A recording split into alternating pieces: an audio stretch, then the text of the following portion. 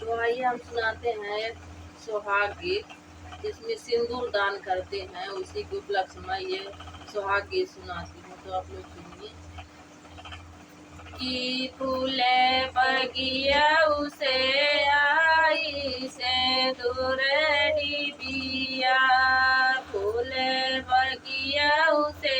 आई सिंदूर डिबिया, पहिना पहिना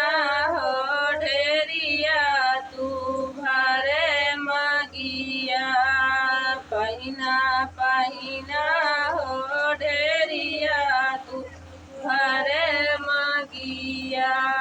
पहिनाब पहिनाब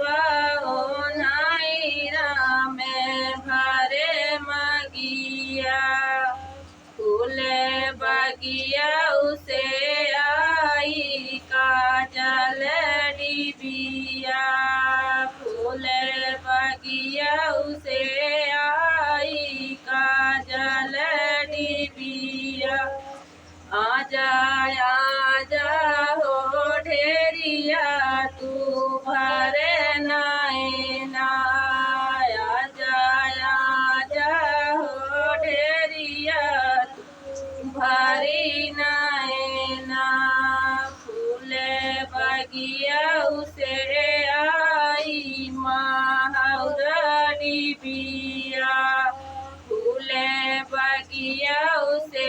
आई महाउर डिबिया, भरा भरा हो ढेरिया तू भरी एड़िया, भरा भरा हो ढेरिया तू भरी एड़िया,